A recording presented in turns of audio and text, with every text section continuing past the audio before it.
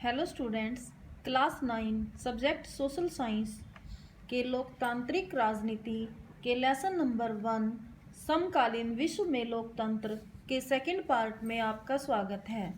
बच्चों, first part में हमने चिले देश के बारे में पढ़ा था।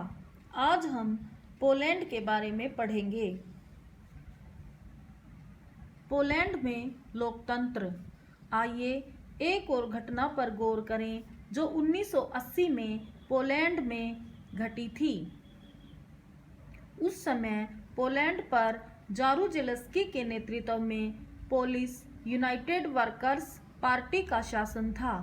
यह उन साम्यवादी दलों में से एक था जो तब पूर्वी यूरोप के अनेक देशों पर शासन करते थे। इन देशों में किसी अन्य राजनीतिक दल को राजनीति में भाग लेने की अनुमति नहीं थी। लोग साम्यवादी शासन या दल के पदाधिकारियों का चुनाव अपनी इच्छा से नहीं कर सकते थे। नेताओं या पार्टी या सरकार के खिलाफ आवाज उठाने वालों को जेल में डाल दिया जाता था। पोलैंड की सरकार को एक बड़े साम्यवादी देश सोवियत संघ का समर्थन हासिल था और वही इस पर नियंत्रण भी करता था। 14 अगस्त 1980 को गंडास्क शहर स्थित लेनिन जहाज कारखाना के मजदूरों ने हड़ताल की। यह जहाज कारखाना सरकारी था। दरअसल पोलैंड के सारे कारखाने और बड़ी संपत्तियां सरकारी थी। मजदूरों ने एक क्रेन चालक महिला को गलत ढंग से नौकरी से निकाले जाने के खिलाफ हड़ताल शुरू की। उनकी मांग थी कि इस महिला को काम पर वापस लिया जाए। कानून के अनुसार हड़ताल की इजाजत नहीं थी क्योंकि देश में शासक दल से अलग किसी स्वतंत्र मजदूर संघ की अनुमति नहीं थी। हड़ताल जारी रही और फिर पहले काम से निकाला गया एक इलेक्ट्रीशियन बंदरगाह की दीवार लांघकर अंदर पहुंचा और हड़ताली कर्मचारियों के संग हो लिया। इस आदमी का नाम था लेक वालेशा और बहुत जल्दी ही यह हड़ताली कर्मचारियों का नेता बन गया। हड़ताल को समर्थन बढ़ता गया और जल्दी ही यह पूरे शहर में फैल गई। अब मजदूरों ने ज़्यादा बड़ी मांगें करनी शुरू कर दी। उन्होंने स्वतंत्र मजदूर संघ बनाने की मांग की। उन्होंने यह भी मांग की कि राजनीतिक बंदियों को रिहा किया जाए और प्रेस पर लगी सेंसरशिप हटाई जाए। यह आंदोलन इतना लोकप्रिय हो गया कि सरकार को हार माननी पड़ी। लेक वालेशा के नेतृत्व में मजदूरों ने सरकार के साथ 21 सूत्री करार किया और हड़ताल खत्म हुई। गंडास्क संधि के बाद एक नया मजदूर संगठन सोलिडरनोस्क, जिसे अंग्रेजी में सॉलिडेरिटी कहते हैं, बना। किसी भी साम्यवादी देश में पहली बार एक स्वतंत्र मजदूर संघ का गठन हुआ। एक वर्ष के अंदर ही सॉलिडेरिटी का विस्तार पूरे देश में हो गया और इसकी सदस्य संख्या 1 करोड़ के करीब पहुंच गई। सरकार के कुप्रबंधन और भ्रष्टाचार की व्यापकता के किस्से सामने आने से सत्ता में बैठे लोगों की परेशानियां बढ़ती गई। जनरल जारुजेलस्की के नेतृत्व वाली सरकार एकदम बौखला गई और उसने दिसंबर 1981 में मार्शल लॉ घोषित कर दिया। सॉलिडेरिटी के हजारों सदस्यों को जेल में डाल दिया गया और संगठन बनाने, विरोध करने और अभिव्यक्ति की आज़ादी फिर से छीन ली गई।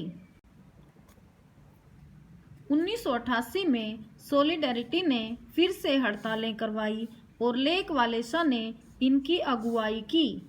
इस समय पोलैंड की सरकार पहले से कमजोर थी। सोवियत संघ से मदद का भी पहले जैसा भरोसा न था और अर्थव्यवस्था में तेजी से गिरावट आ रही थी।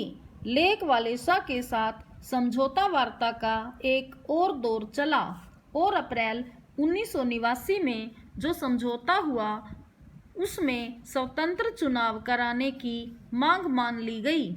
सॉलिडेरिटी ने सीनेट के सभी 100 सीटों के लिए चुनाव लड़ा और उसे 99 सीटों पर सफलता मिली।